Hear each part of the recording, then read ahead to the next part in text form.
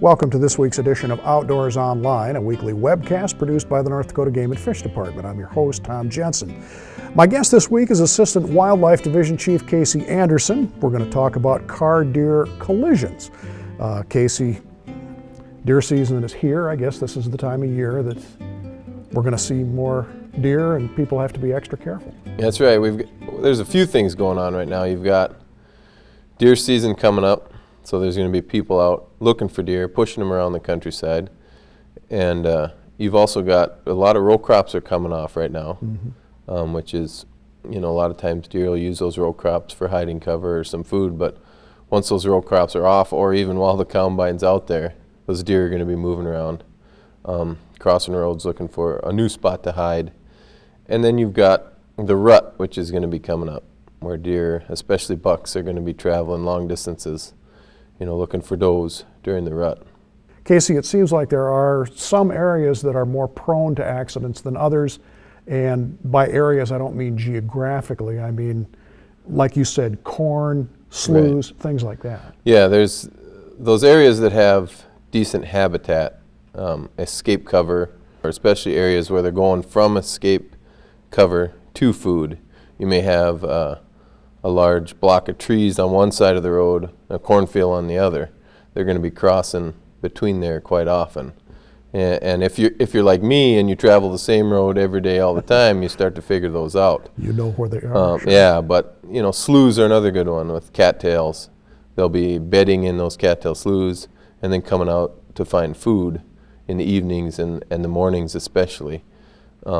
And now, this time of year, a lot of us are traveling to and from work. It seems to be right at dawn and dusk. Sure. And those are probably the worst times or the best times to view deer, however you look at it. But they're going to be out moving from cover to food, typically. Of course, deer crossing signs are a pretty good indication that there's habitat in the area. What are other signs they should look for? I think just paying attention while you're driving, especially if it's a route you take often, just where those habitat pieces are and where the food sources might be. If you see a big cattail slough or a block of trees or farmsteads, block of trees, person should just pay attention when you get to those areas. You said sunrise and sunset are particularly susceptible times. Of course, the headlights are on in your vehicle and you can see the eyes and you can see them in the ditch, and that's when you should really be on your toes. Yep. If you're not paying attention to the road for whatever reason, those are the times when it happens typically. A lot of people say that if you see one deer, then you're going to see more. I know a lot of people go, if they just missed one and they go, just barely dodged a bullet there. But a lot of times there's more in the area. That's right. A lot of times, especially, when we get into rut, a doe may cross the road in front of you, or there may be a buck close behind.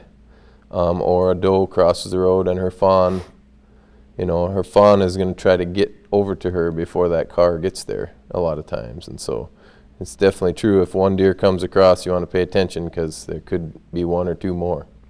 There are things that you should do and things that you shouldn't do. If you're traveling, all of a sudden there's one in front of you, there's nothing you can do. Right. The best thing to do is just hit the brakes and stay in your lane. You don't want to swerve into the other lane. There may be another car over there. You don't want to lose control and go in the ditch and cause your vehicle to have a worse accident than just hitting the deer. And I know nobody wants to hit a deer, but in some cases you just got to hit the brakes and take the shot if that's the lesser of two evils.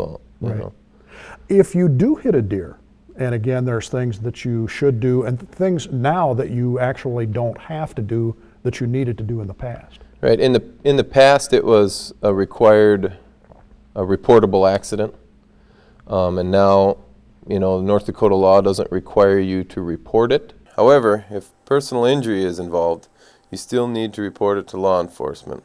But you're going to want to check with your insurance because they may want a police officer to come out and assess the damage or things like that.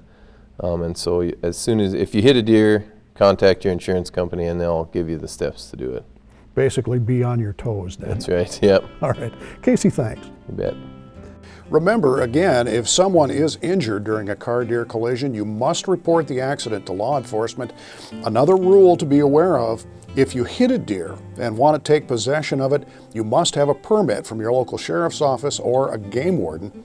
And another reminder, as Casey said, car-deer collisions occur more often during firearms deer season, which begins this year at noon on Friday, November 4th and runs through Sunday, November 20th. For Casey Anderson and the rest of the staff here at North Dakota Game and Fish, thanks for joining us for Outdoors Online. We'll see you again next week.